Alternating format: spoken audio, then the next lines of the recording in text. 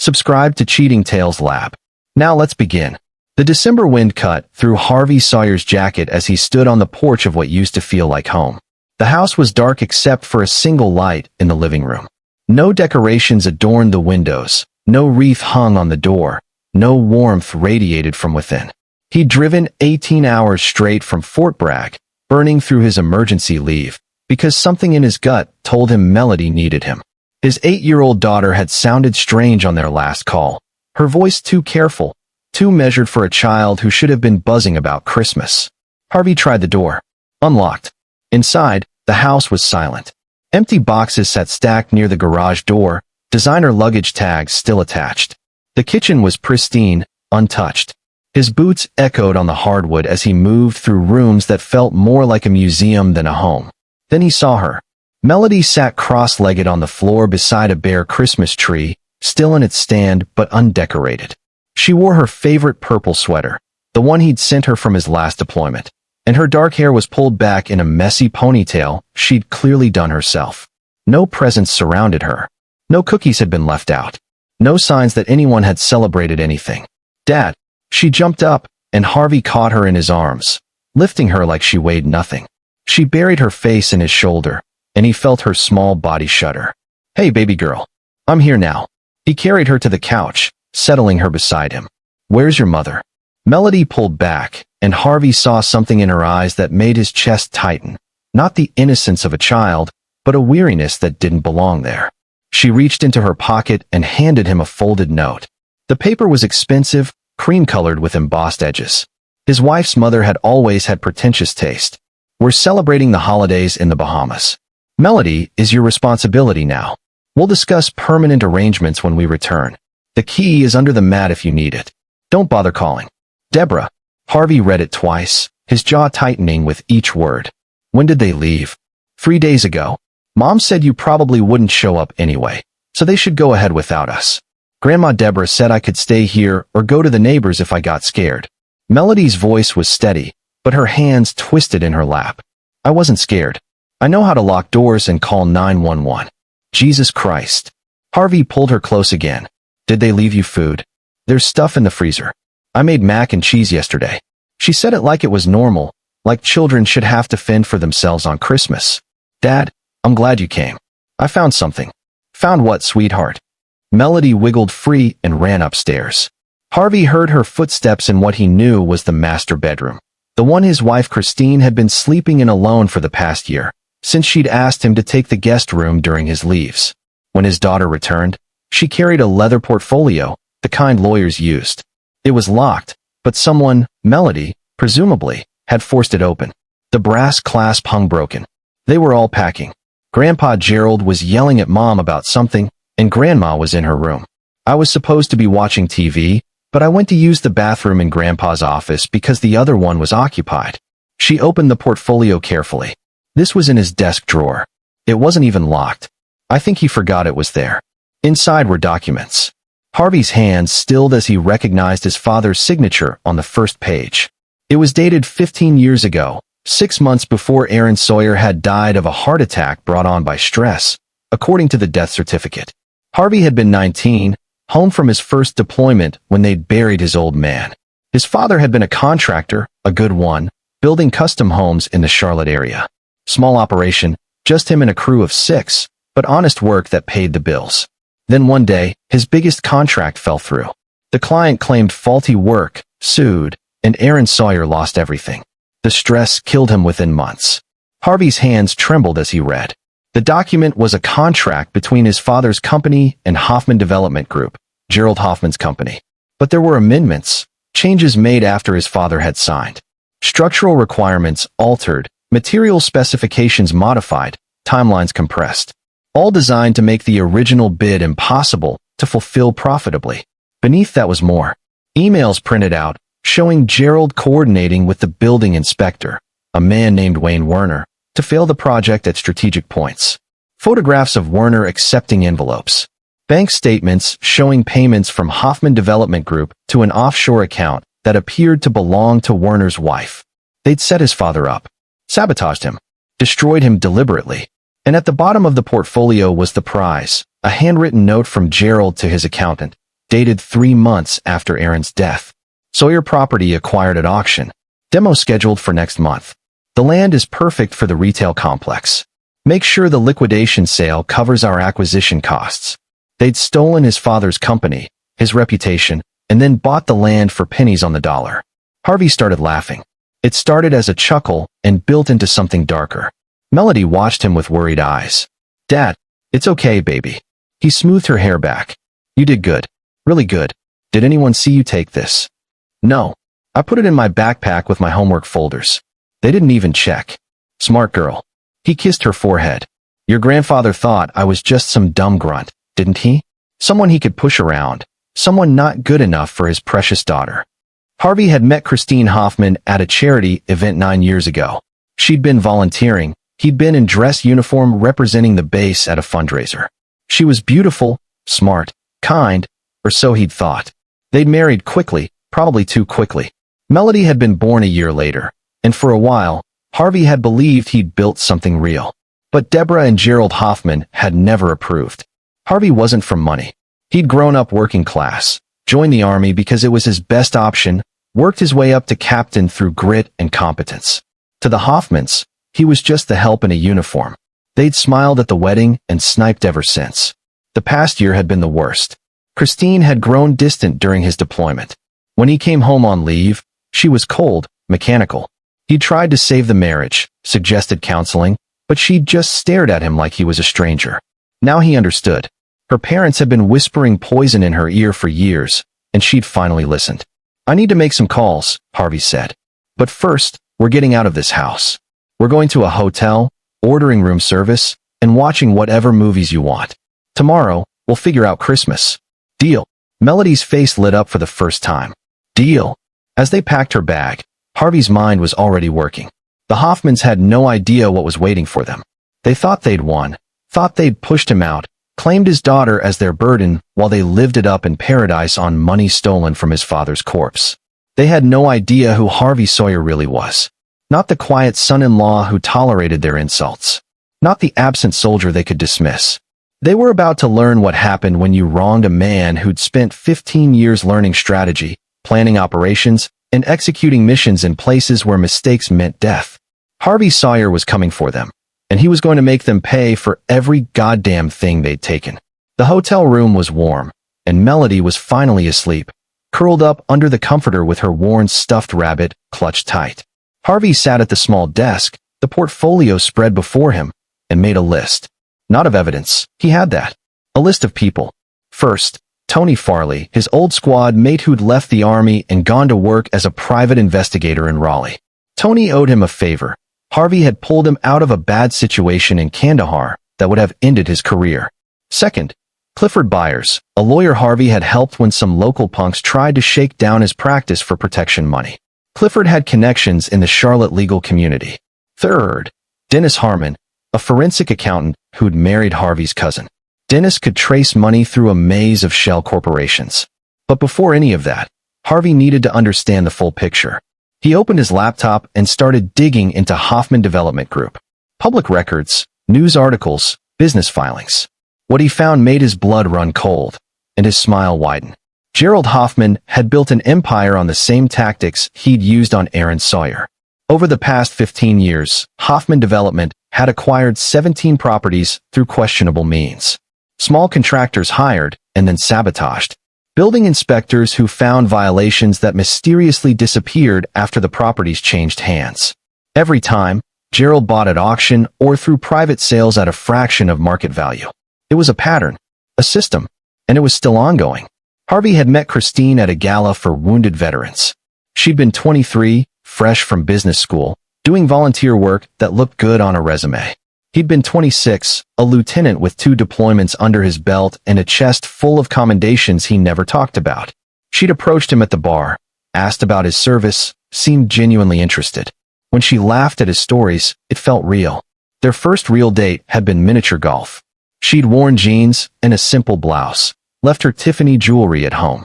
She'd told him about growing up in Charlotte's elite circles, how suffocating it could be, how everyone expected her to marry some trust fund brat from Duke or Chapel Hill. Harvey had listened, thinking maybe she was different from the rich girls he'd imagined. Maybe she wanted something real. He'd been half right. Christine had wanted to rebel against her parents' expectations for about 6 months. Then Deborah Hoffman had started calling more often. Gerald had started insisting on Sunday dinners. The pressure built slowly, like water against a dam. By the time they'd married, cracks were already forming. Melody's birth had delayed the inevitable. For 3 years, Christine had been a devoted mother, and Harvey had convinced himself they were happy. But Gerald had never stopped undermining him. Casual comments about Harvey's salary. Questions about what kind of future the Army really offered. Suggestions that Christine deserved better than base housing and deployment cycles. The final push had come 8 months ago. Harvey's mother had died. Cancer, quick and brutal. He'd taken emergency leave, come home to bury her and settle her affairs. She'd left him the house he'd grown up in, the only thing Aaron Sawyer hadn't lost before his death. It was small, needed work, but it was paid off and it was home. Christine had refused to even look at it. We're not moving into some rundown neighborhood, Harvey. Think about Melody's schools. Think about our future. Our future, Harvey had repeated. You mean your parents' future? The fight that followed had been their worst. She'd called him selfish. He'd called her a puppet. She'd thrown a glass that shattered against the wall. He'd walked out and slept in his truck that night. When he came back, Christine had already called her parents. Gerald had shown up with his lawyer. No divorce yet. Christine wasn't ready to pull that trigger. But a separation. Harvey moved to the guest room when he was home, spent his deployments wondering if his marriage would exist when he got back. And through it all, he'd tried to protect Melody from the poison. Apparently, he'd failed. Because here she was, abandoned by her mother on Christmas, treated like an inconvenience by the grandparents who claimed to love her. Harvey's phone buzzed. Tony Farley had responded to his message. 30 minutes. IHOP on Independence. Bring whatever you've got. Harvey looked at Melody, still sleeping peacefully. He called the front desk, asked if they had anyone who could sit with his daughter for an hour. The night manager, a woman named Barb Lindsay with kind eyes and grandchildren of her own, said she'd come up herself during her break. Military, she asked when she arrived, looking at Harvey's bearing, his short hair, the way he stood. Yes, ma'am. My son's Army. Second tour in Germany. You leave that baby girl with me, and you take care of whatever you need to take care of. Tony Farley hadn't changed much. Still built like a linebacker, still wearing his trademark aviators even at night. They took a corner booth, and Harvey slid the portfolio across the table. Tony read in silence, his jaw working a piece of gum. When he finished, he let out a low whistle. Hoffman. Gerald Hoffman. Jesus, Harvey, you married into the snake pit. You know him? Know of him. He's got a reputation. Dirty developer, connected politicians, enough money to make problems disappear. Tony tapped the documents. This right here? This is dynamite. But it's also 15 years old. Statute of limitations on fraud is what? 10 years in North Carolina. For criminal charges. Civil is different. You planning a lawsuit? Because that'll take years, cost a fortune, and Hoffman's got lawyers who'll bury you in motions. Harvey shook his head. I'm not looking for court. I'm looking for leverage. And I need to know everything about Gerald Hoffman. Business, personal, criminal. Everything. Tony grinned. Now you're speaking my language. I assume time is a factor. They're back in 5 days. New Year's Eve. That's tight. But doable. Tony pulled out his phone. I've got contacts. People who specialize in deep background. Won't be cheap. I've got savings. Your deployment money? Harvey, it's my money, and I'm using it to protect my daughter. Gerald and Deborah Hoffman abandoned an 8-year-old on Christmas. They destroyed my father. They poisoned my marriage. And I guarantee they've hurt other people the same way. Harvey leaned forward. I need ammunition, Tony. Every skeleton in their closet, every dirty deal, every person they've screwed over. Can you get it? Tony studied him for a long moment. You're serious about this? Dead serious. Okay, give me 3 days. I'll call in every favor I've got. He paused. What about your wife? What about her? Is she part of this? The revenge, I mean. Harvey thought about Christine, the woman he'd loved, who'd slowly transformed into someone cold and distant, who'd chosen her parents over their daughter, who'd looked at him during their last argument like he was something she'd scraped off her shoe. I don't know yet. Right now, I'm focused on the people who started this mess. Gerald and Deborah. The rest will sort itself out. They talked for another hour. Tony knew people, a journalist who'd investigated construction fraud, a former city councilman who'd lost his seat after opposing one of Gerald's developments, a contractor who'd been bankrupted under circumstances similar to Aaron Sawyer's. Each name was another potential ally, another piece of the puzzle.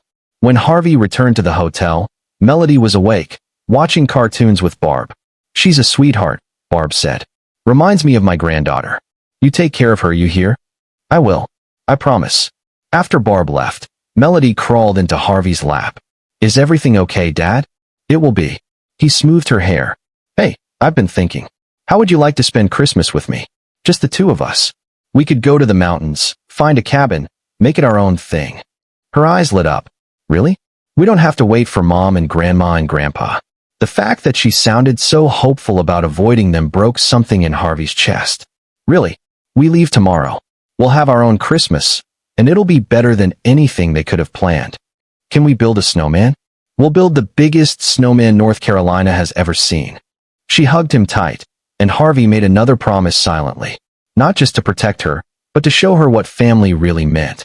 Not the Hoffman's twisted version, where love came with conditions and money bought loyalty. Real family. The kind his father had shown him before Gerald Hoffman had destroyed him. The next morning, they checked out early and drove west toward the Blue Ridge Mountains. Harvey had rented a cabin outside of Boone, remote, peaceful, with a fireplace and a view of the peaks.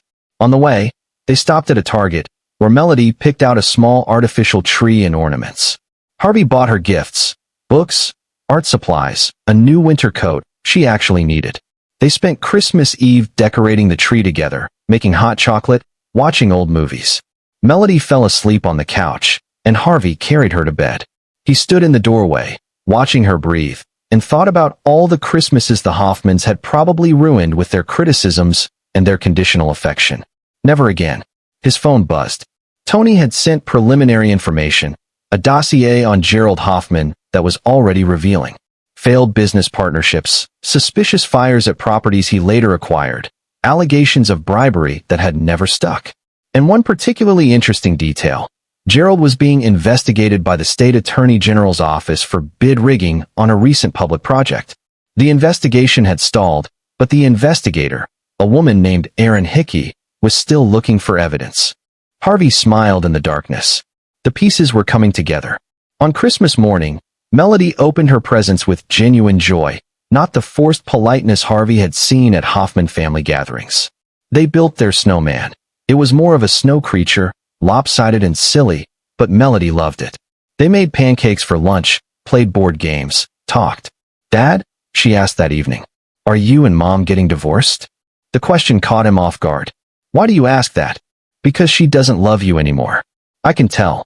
Melody's voice was matter-of-fact, too wise for her years. "And you're sad when you're around her. I don't want you to be sad." Harvey pulled her close.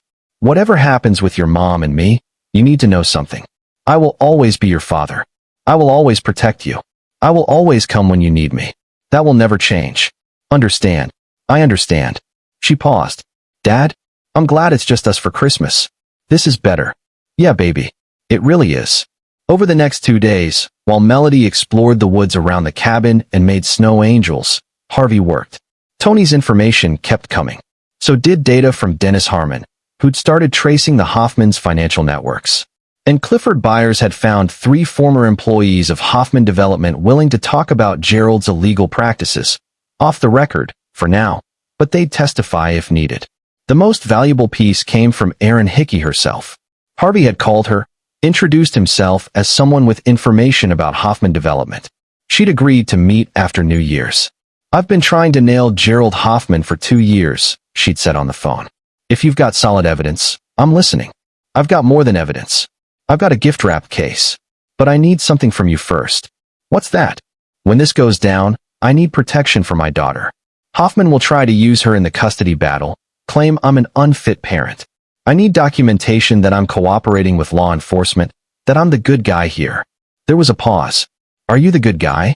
"I'm a father protecting his child from people who abandoned her on Christmas." "You tell me. Send me what you've got. I'll review it. If it's as good as you say, we'll talk about arrangements." Harvey sent a carefully curated portion of the evidence, enough to show the pattern of fraud, but not everything. He wanted leverage, insurance. If the state attorney general's office moved on Gerald, that was fine. But Harvey wanted his own pound of flesh too. On December 29th, they drove back to Charlotte. Melody was quiet in the car, and Harvey knew she was dreading returning to that cold house, to her mother's indifference and her grandparents' contempt. "We're not going back there," Harvey said. "We're getting your things, and then we're staying at a new place. Somewhere that's just ours." "Where?" "Your grandma's house. The one she left me. I've been fixing it up." It wasn't entirely true. He'd only started basic repairs, but it was his, and it was away from the Hoffmans. They arrived at the marital home to find it still empty.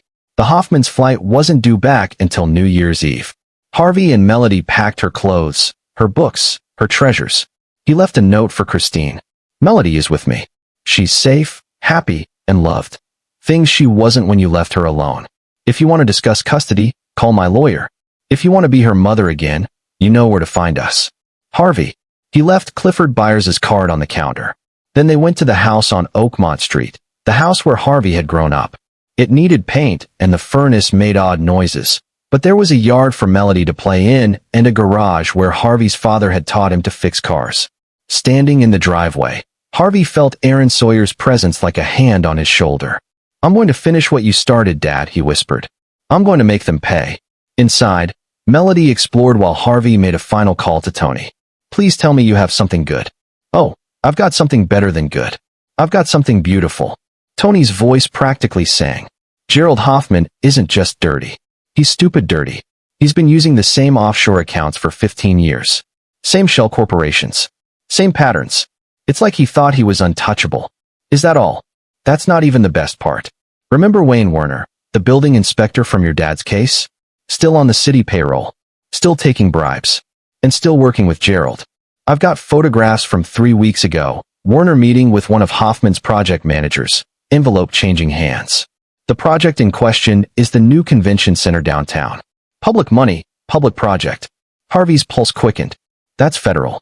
That's FBI, baby. Public corruption, misuse of federal funds. This isn't just white-collar crime anymore. This is RICO territory if we can prove the pattern." Tony paused. "There's one more thing. Gerald has a safe deposit box at First Union Bank. Box number 447. My contact couldn't get inside, but the timing of his visits is interesting. Always right after a property acquisition. Always alone. You think he's keeping records? Insurance? Or trophies? Some of these guys, they're so arrogant they document everything. They think it makes them smart, proves they're cleverer than everyone else. If that box has what I think it has, you won't just destroy Gerald Hoffman. You'll bury him so deep he'll never see daylight again." Harvey leaned against the kitchen counter, a slow smile spreading across his face. "Can you get me access to that box? I can get you a look at the bank's security schedule and guard rotations. What you do with that information is your business." "Good. Send it tonight." After hanging up, Harvey found Melody in what had been his childhood bedroom. She was looking at old photos on the walls. Harvey as a boy, his father smiling in his work clothes, his mother laughing at a barbecue. "Is this Grandpa Aaron?" Melody asked, pointing at a picture of Aaron holding a young Harvey on his shoulders. "Yeah, that's him. Grandma Deborah says the Sawyers were poor and didn't matter. But Grandpa Aaron looks happy in these pictures. Happier than Grandpa Gerald ever looks." Harvey knelt beside her. "Money doesn't make people happy, baby. Love does. Family does. Your Grandpa Aaron didn't have much, but he loved big. He built things with his own hands. He was honest and kind and strong. The Hoffmans took advantage of that. They hurt him because they could. Is that why we found those papers? So you could hurt them back?" Harvey hesitated. How much truth could an 8-year-old handle? "So I could protect you, and make sure they don't hurt anyone else the way they hurt Grandpa Aaron." Melody thought about this. "Are you going to be mean to them?" "No. I'm going to be smart. I'm going to show everyone who they really are, and let them face the consequences of their own actions. Sometimes that's the best revenge, letting bad people destroy themselves." She nodded solemnly. "I think Grandpa Aaron would like that." "Yeah," Harvey said softly. "I think he would." That night, after Melody was asleep, Harvey spread out all his evidence on the dining room table. Documents from the portfolio. Tony's investigative reports. Dennis Harmon's financial trails. Aaron Hickey's case files. It was a web of corruption spanning 15 years, dozens of victims, millions of dollars in fraud. And at the center of it all, Gerald and Deborah Hoffman, untouchable in their wealth and connections. Not anymore. Harvey's phone showed December 30th, 11:47 p.m. In 25 hours, the Hoffmans would land at Charlotte Douglas International, tanned and relaxed from their Bahamas vacation, expecting to return to their pristine lives. They had no idea the trap was already set. Harvey opened his laptop and began typing an email to Aaron Hickey. The subject line read, "Everything you need to prosecute Gerald Hoffman." The body was simple. Attached you'll find evidence of 15 years of fraud, bribery, and corruption by Hoffman Development Group and its principals. I have additional documentation that I'll provide upon meeting. I'm also providing information on an ongoing crime. Access to a safe deposit box containing further evidence. I'm willing to cooperate fully with your investigation. In return, I need documentation of this cooperation for family court purposes. My daughter has been endangered by the defendant's actions, and I intend to ensure she's never in their custody again. He attached a carefully curated selection of documents, enough to prove the case, not enough to give away everything. Insurance, as always. Then he sent a second email to Wayne Werner's supervisor at the city building department. Anonymous tip about an inspector taking bribes, with photographic evidence attached. The bureaucracy would take time to respond, but the seed was planted. Third email, to a reporter Tony had mentioned, an investigative journalist named Oliver Hunter who'd been digging into construction fraud for the Charlotte Observer. If you want the story of the decade, meet me on January 2nd. Each message was a thread in the web. Each thread was a trap. And when the Hoffmans walked into it, they wouldn't just stumble, they'd hang themselves. Harvey closed his laptop and looked around his father's house. Tomorrow, he'd spend with Melody, giving her one more day of peace before the storm. Then New Year's Eve, when the Hoffmans returned. Then the systematic destruction of everything they'd built on lies and stolen money. "I'm coming for you," Harvey whispered to the darkness. "And you're going to wish you'd never heard the name Sawyer." New Year's Eve morning broke cold and clear. Harvey made breakfast, pancakes shaped like Mickey Mouse, Melody's favorite. And they ate together while she chattered about starting back to school, about her friends, about anything except the inevitable return of her mother and grandparents. At noon, Harvey's phone rang. "Christine, we need to talk." Her voice was clipped, businesslike. "I'm back tonight. I saw your note. How was the Bahamas?" Harvey kept his tone neutral. "Don't. Just don't." A pause. "You had no right to take Melody without telling me." "I had every right. I'm her father." "You abandoned her." "I didn't abandon her. I left her at home where she was safe.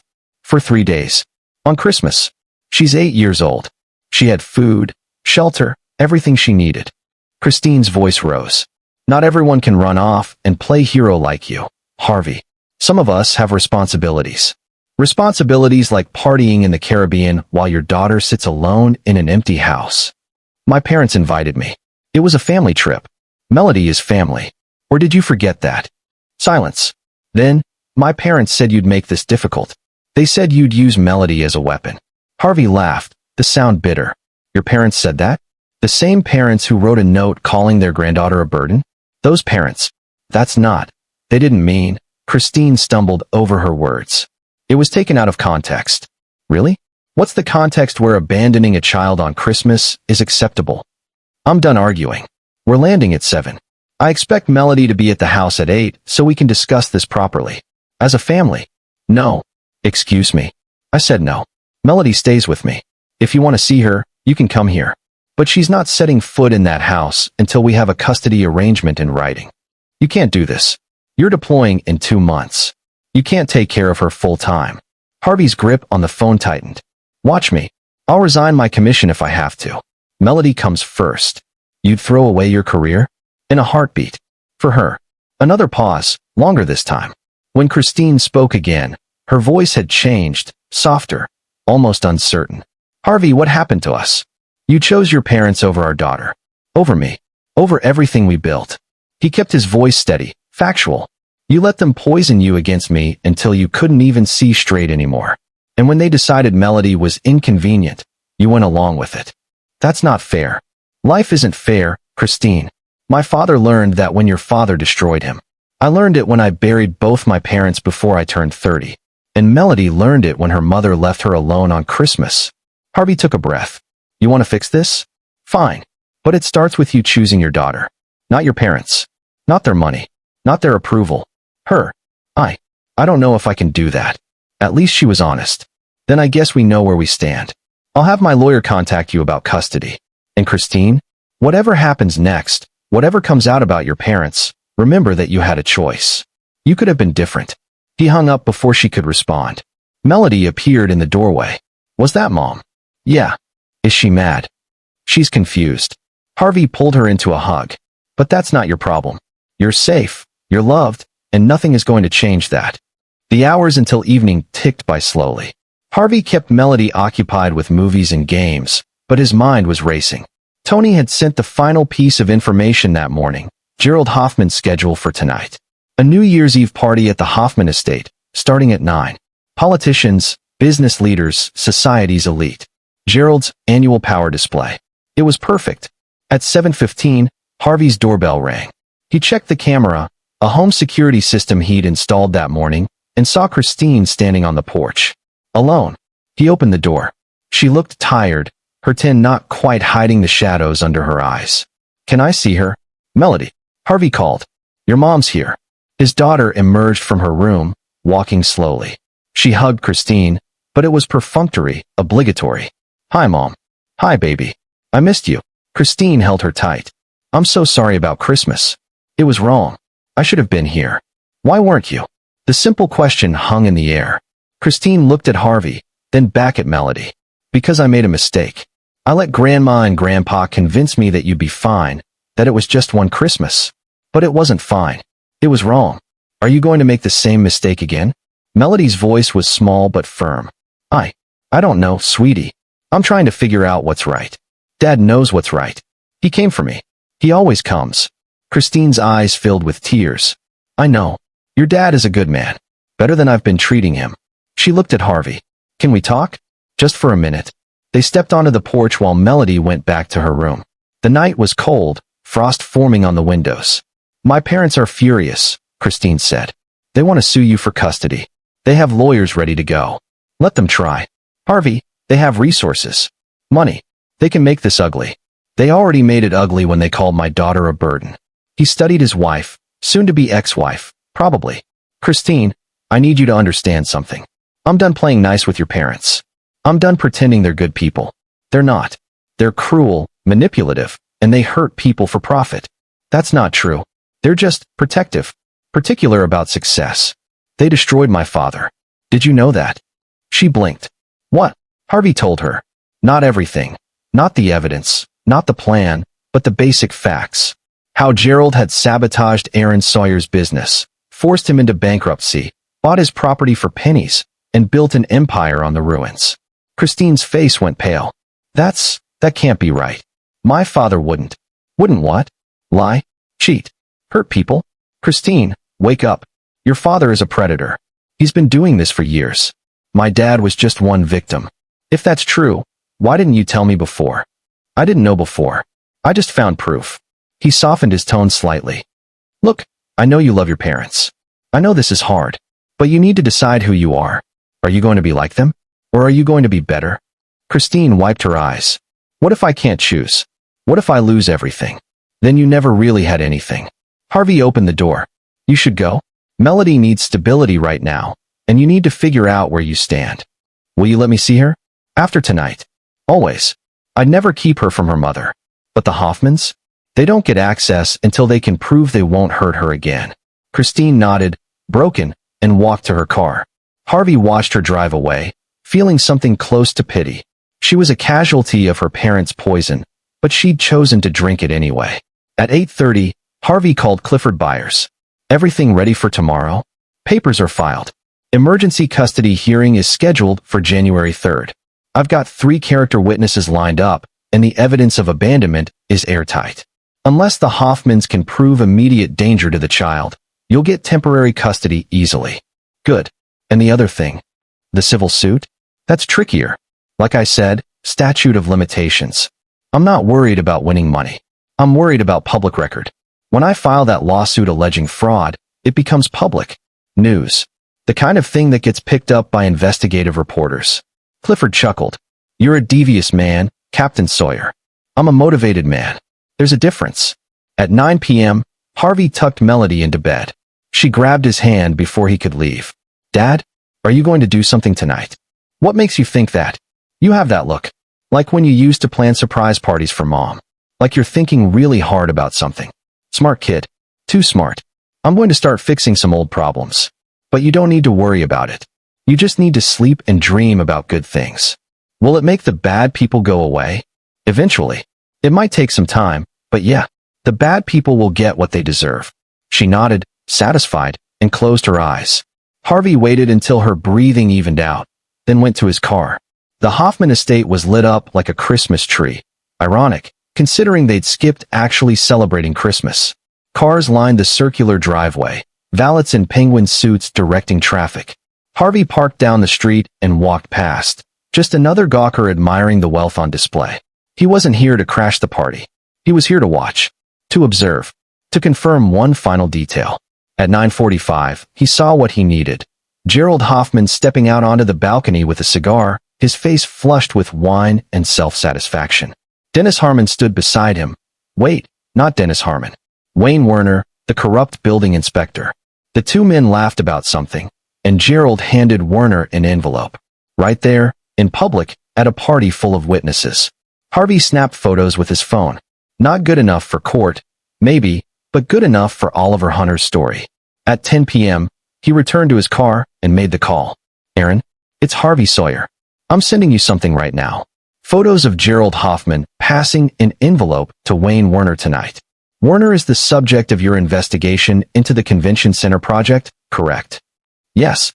Jesus, you actually got photos. Time-stamped, geotagged. I'm also ready to turn over the safe deposit box information. Box 447 at First Union Bank, registered to Gerald Hoffman under a corporate account. I believe it contains evidence of his pattern of fraud dating back 15 years. How do you know all this? Because I'm very good at my job, and my job is planning operations. Meet me tomorrow, January 1st, at noon. Bring a warrant for that safe deposit box, and I'll give you everything else you need to prosecute. This is incredible. If this pans out, Hoffman is going down for years. That's the idea. Oh, and Aaron, when you serve that warrant, do it publicly. At his home, if possible. I want maximum exposure. That's not usually how He abandoned an 8-year-old child on Christmas. He destroyed my father's life and business. He's hurt dozens of people and never faced consequences. So yeah, I want him humiliated. I want him to feel what it's like to lose everything. If that's not professional, too bad. It's justice. Aaron was quiet for a moment. Tomorrow, noon. Bring everything. Harvey hung up and drove home, his hands steady on the wheel. The trap was set. The pieces were in place. Now all he had to do was wait for the Hoffmans to step into it. He checked on Melody one more time, still sleeping peacefully, and then sat in his father's old recliner, looking at the photos on the walls. Aaron Sawyer smiled down at him, forever frozen in happier times. It's almost done, Dad, Harvey whispered. One more day, and they pay for everything. Outside, fireworks began exploding as midnight approached. The city celebrated the new year, unaware that for the Hoffman family, the celebration was about to end forever. Harvey raised a glass of whiskey to the photos. Happy New Year, you bastards. It's going to be your last good one. January 1st dawned gray and cold. Harvey made breakfast again, trying to keep things normal for Melody while his mind raced through contingencies. At 11 a.m., Barb Lindsay from the hotel called. She'd agreed to watch Melody for a few hours. Harvey dropped his daughter off, ignoring Melody's concerned looks. I'll be back soon. I promise. And when I get back, things are going to be different. Better. The meeting with Aaron Hickey took place at a coffee shop in South End. She arrived with a recorder and a legal pad, all business. Harvey handed over copies of everything. The original documents from Gerald's office, Tony's investigative reports, Dennis Harmon's financial analysis, photographs of Werner and Gerald. 2 hours of evidence, meticulously organized. Aaron's hands actually shook as she reviewed it. My God, this is bigger than I thought. It's not just the convention center. It's a decades-long pattern of organized fraud. Can you prosecute? Can I? Harvey, I can put Gerald Hoffman and Wayne Werner away for 10 to 15 years each. RICO charges, conspiracy, fraud, public corruption, the whole 9 yards. I'll need to bring in the FBI, probably the IRS too. She looked up. You realize you're going to have to testify. This will get ugly. The Hoffmans will come after you with everything they have. Let them. I've got nothing to hide. But I need that cooperation agreement. In writing. Today. She drafted it on her laptop, printed it at a nearby FedEx, and they both signed. Harvey Sawyer, cooperating witness in the investigation of Hoffman Development Group. It wasn't immunity. He wasn't accused of anything. But it was documentation that he was working with law enforcement, not against it. Proof for family court that he was the good guy. The warrant for the safe deposit box. Harvey asked. I'll have it by end of day. We'll execute it tomorrow morning. First thing. Will the press be there? Aaron smiled grimly. I'll make sure of it. The AG's office likes good publicity. And bringing down a corrupt developer who's been untouchable for years? That's career-making stuff. They shook hands, and Harvey felt a weight lift from his shoulders. The legal wheels were turning. Now for the personal touch. He drove to the Charlotte Observer building and asked for Oliver Hunter. The reporter was young, hungry, with the look of someone who lived on coffee and ambition. Harvey handed him a flash drive. What's this? The story of how Gerald Hoffman built his empire on fraud, bribery, and the destruction of small contractors. Everything's documented. Financial records, witness statements, photographic evidence. The AG's office is moving on him tomorrow. You want the exclusive? You've got until tomorrow evening to write it. Oliver's eyes went wide. Why me? Because Tony Farley says you're honest. Because you've been investigating this kind of corruption for years. And because I want everyone to know what the Hoffmans really are. Harvey leaned forward. There's a little girl who was abandoned on Christmas by her grandparents because they didn't want to be inconvenienced. That's the kind of people we're dealing with. Make sure everyone knows. Oliver plugged the flash drive into his laptop, scanned the first few files, and let out a low whistle. This is Pulitzer material. Just make sure you get it right. Lives were destroyed. My father died because of what Gerald Hoffman did to him. There are other victims too. They deserve justice. They'll get it. I promise. Harvey left, feeling the momentum building. Each piece falling into place. Each thread of the web pulling tighter. He picked up Melody and took her to the park, pushing her on the swings, catching her at the bottom of the slide, pretending everything was normal even though tomorrow would change everything. That night, after Melody was asleep, Harvey's phone rang. It was Christine. I talked to my parents. Her voice was strange, hollow. I told them what you said about your father. They denied everything. Said you were making it up to turn me against them. What do you think? I think. She paused. I think I've been blind for a long time. I found something tonight. In my father's study. More documents, similar to what Melody found. Things he's been hiding. Harvey, if what you're saying is true, it is true. And tomorrow, the whole world is going to know it. What did you do? I gave law enforcement everything they need to prosecute your parents for fraud, corruption, and racketeering. The Attorney General's office is serving warrants tomorrow morning. Christine sucked in a breath. You're destroying my family. No. Your father destroyed families. Including mine. I'm just making sure he finally faces consequences. Harvey's voice softened. Christine, you need to decide right now who you want to be. Because when this breaks, you're either going to stand with them or stand with your daughter. There's no middle ground anymore. I can't just abandon my parents. They abandoned our daughter. Remember that when you make your choice. She hung up without answering. Harvey stared at his phone, wondering if she'd ever find the courage to break free from Gerald and Deborah's influence. Probably not. Some people were too tangled in the web to ever escape. But Melody would escape. Harvey would make sure of it. January 2nd, 6 a.m. Harvey woke to his phone buzzing. Tony Farley. Turn on the news. Now. Harvey grabbed the remote. Every local channel was covering the same story. FBI and state investigators raiding the Hoffman estate. Gerald Hoffman being let out in handcuffs, still in his bathrobe, looking stunned. Deborah screaming at reporters. Boxes of documents being loaded into evidence vans. The anchors were breathless. Hoffman Development Group, one of Charlotte's most prominent real estate firms, is under investigation for allegedly systematic fraud and corruption spanning 15 years. Harvey watched with satisfaction as his trap sprang shut. Gerald's lawyer shouted about wrongful arrest, but investigators kept loading evidence. Wayne Werner was also being arrested at his home. The reporter mentioned an anonymous tip and documentary evidence and full cooperation from whistleblowers. His phone rang again. Aaron Hickey. The safe deposit box was a gold mine. Contracts, payment records, photographs. Gerald kept everything. Every bribe, every shady deal, every victim. It's like he wanted to document his own crimes. She sounded almost gleeful. We found records related to your father's case. Original contracts before they were altered. Emails between Gerald and Werner planning the sabotage. Harvey, we can prove everything. Good. There's more.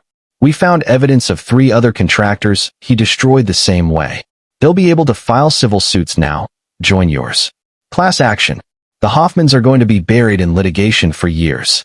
How long until trial? Given the evidence, we'll offer a plea deal first.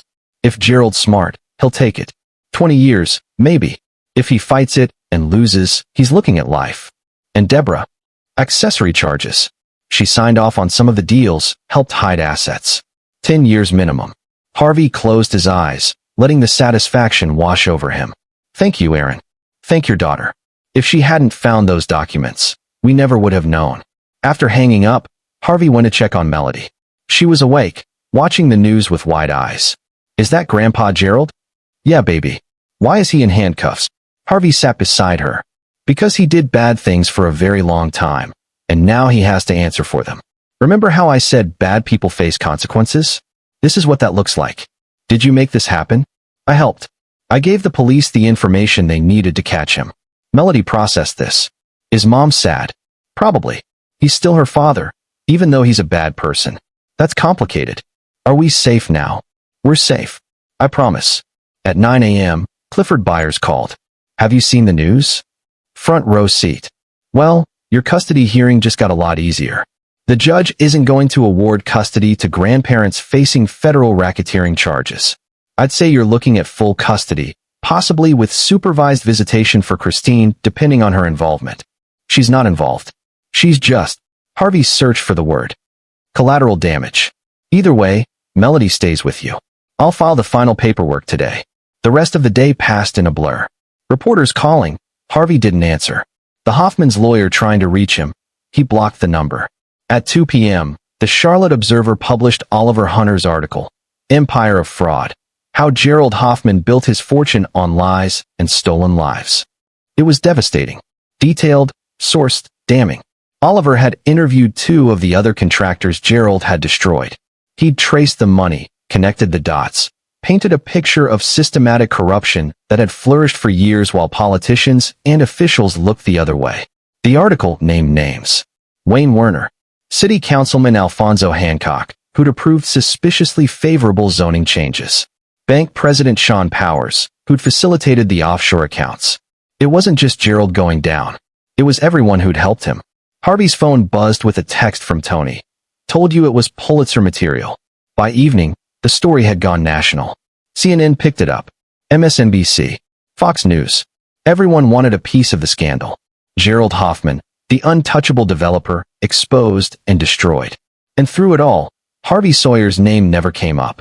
He was just a cooperating witness, anonymous and protected, the way he wanted it. January 3rd was the custody hearing. Christine showed up, pale and shaken. Her parents were still in custody, unable to attend. The judge reviewed Clifford's evidence, the abandonment, the note calling Melody a burden, Christine's admission that she'd left her daughter alone for 3 days. Mrs. Sawyer, do you contest your husband's petition for primary custody? Christine looked at Harvey, then at Melody, sitting in the gallery. No, Your Honor. I don't. My husband is a good father. Better than I've been a mother. Melody should be with him. The judge granted Harvey primary custody with joint legal custody.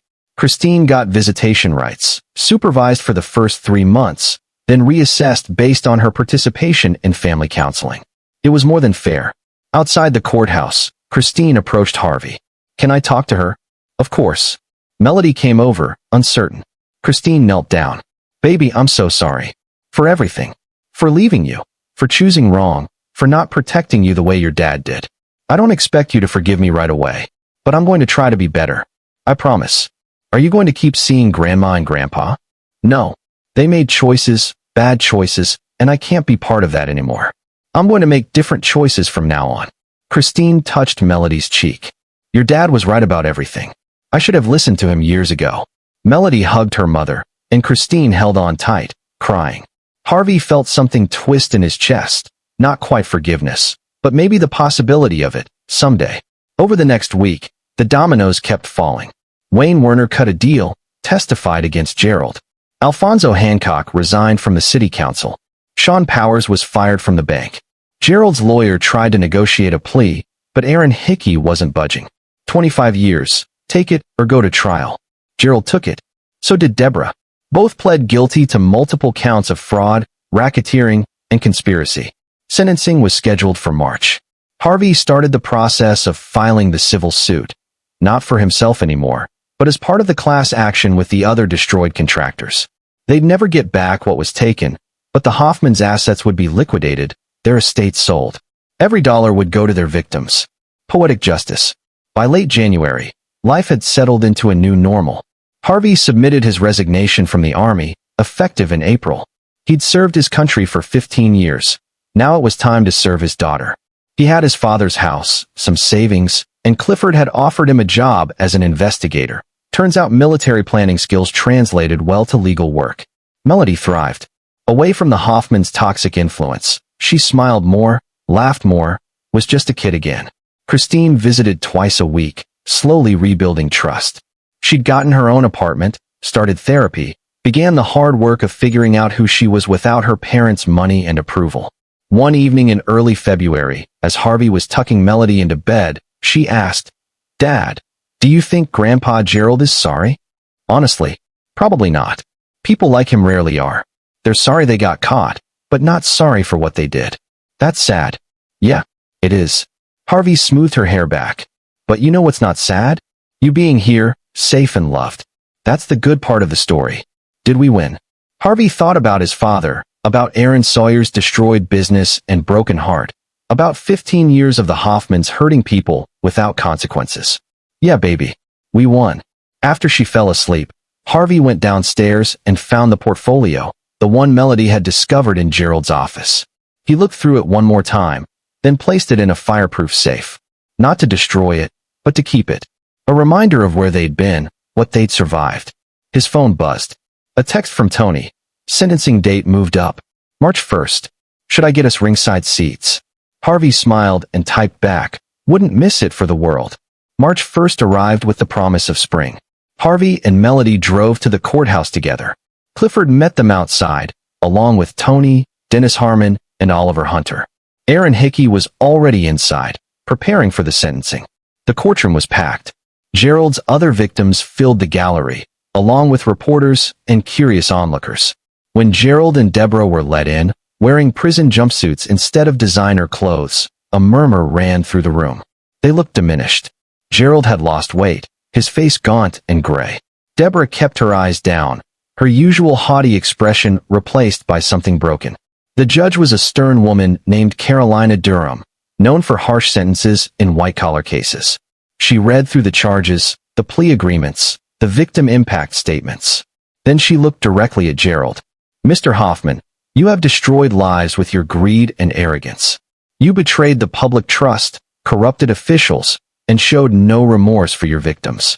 You treated people as obstacles to be removed, not as human beings with families and dreams. The law allows me to sentence you to 25 years. I'm inclined to give you every single day." Gerald's lawyer started to object, but the judge cut him off. "Mrs. Hoffman, you enabled and profited from your husband's crimes. You enjoyed the lifestyle his corruption provided while turning a blind eye to the suffering he caused. You're equally guilty." Deborah finally looked up, her eyes finding Christine in the gallery. Christine looked away. Judge Durham pronounced sentence. 25 years for Gerald, 15 for Deborah. No parole eligibility for 5 years. Asset forfeiture to compensate victims. Permanent ban from holding business licenses in North Carolina. When the gavel fell, Harvey felt something release in his chest. It was done. Really, truly done. Outside the courthouse, reporters swarmed. Oliver Hunter asked Harvey for a statement. "Justice was served today. Not just for my father, but for every person Gerald Hoffman hurt in his pursuit of wealth. I hope this sends a message that no one is above the law, no matter how much money they have or how many connections they've bought. Harvey paused. And I hope my daughter grows up knowing that when someone does wrong, there are consequences. Always. Melody tugged his hand. Can we go home now, Dad? Yeah, baby. We can go home. They walked to the car together, leaving the courthouse and the Hoffmans' downfall behind. Christine caught up with them in the parking lot. Harvey, thank you. He raised an eyebrow. For what? For showing me what real strength looks like. For protecting Melody when I didn't. For being the person I should have believed in all along. She wiped her eyes. I know I don't deserve forgiveness, but you're her mother. You'll always have a place in her life, if you want it. But it has to be as you, not as Gerald and Deborah's daughter. Can you do that? Christine looked at Melody, then back at Harvey. I'm trying. Every day, I'm trying. That's all I can ask. She kissed Melody's forehead and walked away. Harvey watched her go, wondering if she'd ever fully break free from the Hoffman's shadow. Time would tell. A month later, the civil settlements were finalized. The Hoffman estate, the massive house, the vacation properties, the cars, the art collection, everything was sold at auction. The proceeds were divided among the victims. Harvey's share, representing what his father had lost, came to $340,000. He put it in a trust for Melody's education. The house on Oakmont Street was finally finished. Harvey had repaired the roof, painted the walls, updated the kitchen. It would never be fancy, would never impress people like the Hoffmans. But it was home. It was honest. It was theirs. On a warm Saturday in April, Harvey was in the garage teaching Melody how to change a tire, the same garage where Aaron Sawyer had taught him. She was focused, determined, asking questions, and really listening to the answers. Why do we need to know this, Dad? Can't we just call someone? You can always call someone. But it's good to be able to handle things yourself. To not depend on other people for everything. Harvey tightened a lug nut. Your grandpa Aaron taught me that. He said the best revenge against people who doubt you is to be capable, to be strong, to prove them wrong by being excellent. Is that what you did? With Grandma and Grandpa Hoffman? In a way, they thought I was just some dumb soldier who'd roll over and take whatever they dished out. But I was smarter than they gave me credit for. And when they pushed too far, when they hurt you, I showed them exactly what happens when you underestimate a Sawyer. Melody thought about this, her small hands working the wrench. I'm glad I'm a Sawyer. Harvey's throat tightened. Me too, baby. Me too. That evening, after Melody was asleep, Harvey sat on the back porch with a beer, looking at the stars. His phone rang. Tony Farley. Just thought you'd want to know. Gerald tried to file an appeal. Judge denied it. He's going to die in prison. Good. You okay? You sound weird. I'm fine. Better than fine, actually. It's just. Harvey paused, searching for words. For so long, I've been angry, focused on making them pay. And now they have, and I'm not angry anymore. I'm just tired, ready to move forward. That's called closure, brother. Enjoy it. You earned it. After hanging up, Harvey thought about his father, about the man who'd taught him to be honest and work hard and treat people with respect. Aaron Sawyer hadn't lived to see justice for what was done to him, but his son had made sure it happened anyway. We got them, Dad, Harvey whispered to the night. Every last one of them. A warm breeze rustled through the trees, and for just a moment, Harvey could swear he felt his father's hand on his shoulder, proud and strong.